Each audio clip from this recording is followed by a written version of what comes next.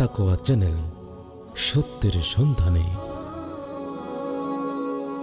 আল্লাহ সুবহানাহু ওয়া তাআলা বলছেন, খুয মিন আমওয়ালিহিম সাদাকাতান। হে নবী সাল্লাল্লাহু আলাইহি সাল্লাম, আপনি তাদের ধন সম্পদ থেকে যাকাত গ্রহণ করেন। তুতাহহিরুহুম ওয়া তুযাক্কিহিম বিহা, যাতে আপনি এর মাধ্যমে সেগুলোকে পবিত্র করতে পারেন, বরকতময় করতে পারেন। ওয়াসাল্লি আলাইহিম, এবং আপনি তাদের জন্য দোয়া করেন। ইন্না সলাতাকা সাকানুল লাহুম, নিঃসন্দেহে আপনার দোয়া তাদের জন্য সান্ত্বনা স্বরূপ এবং বরকতময়। আল্লাহু সামিউন আলিম, নিঃসন্দেহে আল্লাহ সুবহানাহু ওয়া তাআলা সব কিছু শুনেন। ওয়াকালা রাসূলুল্লাহ সাল্লাল্লাহু আলাইহি ওয়াসাল্লাম, আল্লাহ রাসূল সাল্লাল্লাহু আলাইহি ওয়াসাল্লাম বলেছেন, আলিমহুম, তাদেরকে জানাও যে আন্নাল্লাহ ইফতারাদা আলাইহিম, আল্লাহ তাদের সম্পদের উপরে ইফতারাদা আলাইহিম সাদাকাতান ফি আমওয়ালিহিম, তাদের সম্পদের উপরে যাকাত আদায় করা অপরিহার্য করে দিয়েছেন। তুখাযু মিন আগনিয়াইহিম, যা তাদের বৃত্তবানদের কাছ থেকে গ্রহণ করা হবে। অতুরদ্দু আলা ফুকারাইহিম, এবং তাদের অভাবগ্রস্তদের মধ্যে তা বন্টন করা হবে। কোরআন এবং হাদিসের আলোকে আজকের বিষয় সম্পর্কে আপনারা অবগত হলেন যে যাকাত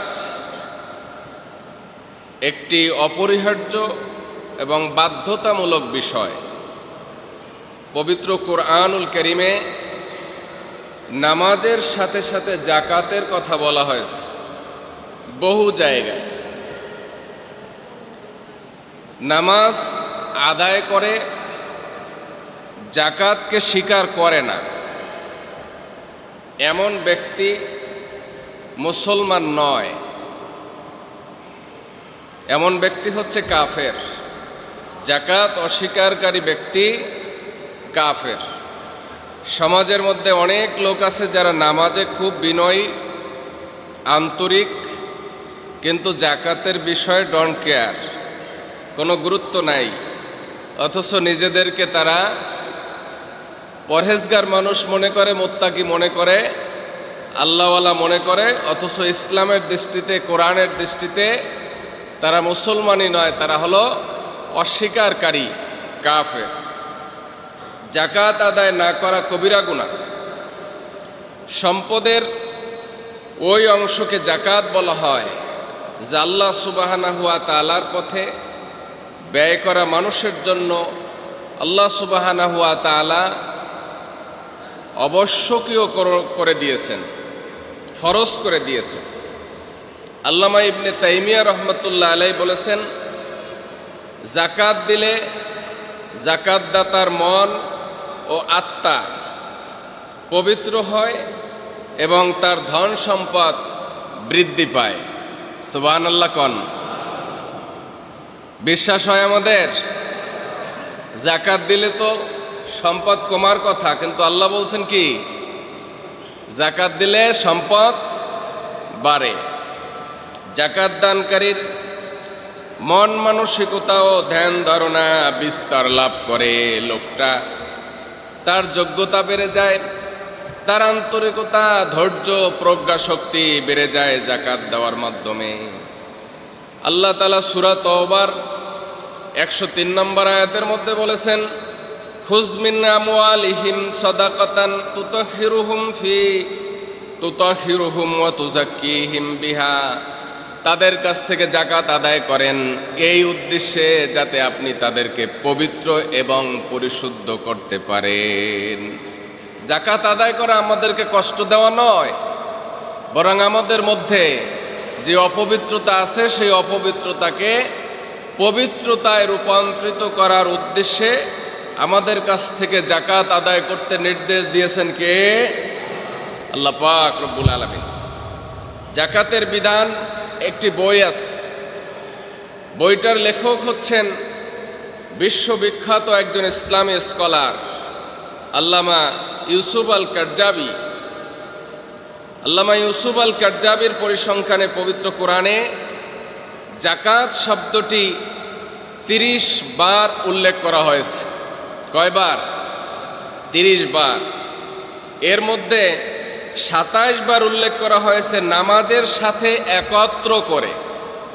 সেন্টেন্সটা এরকম, আকিমুস সলাতা ওয়া আতুজ জাকাতা, নামাজ কায়েম করো, জাকাত দান করো। এইভাবে আসছে 27 বার। এরপরে পবিত্র কোরআনের 18টি সূরায় জাকাতের আলোচনা করা হয়েছে। পবিত্র কোরআনের সূরা কয়টা? জবাবটা সকলের কাছ থেকে চাই। পবিত্র কোরআনের সূরা কয়টা? 114টা সূরার মধ্যে 18টা সূরায় জাকাতের কথা আলোচনা করা হয়েছে। তাহলে গুরুত্ব কম না বেশি? মক্কি সূরা 8টা, মাদানী সূরা 10টা, এই টোটাল 18টা সূরার মধ্যে জাকাতের বাধ্যবাধকতা, জাকাত দানের খাত, জাকাতের বিভিন্ন ফজিলত, জাকাত না দেওয়ার পরিণাম সংক্রান্ত বিষয়ে আলোচনা করা হয়েছে।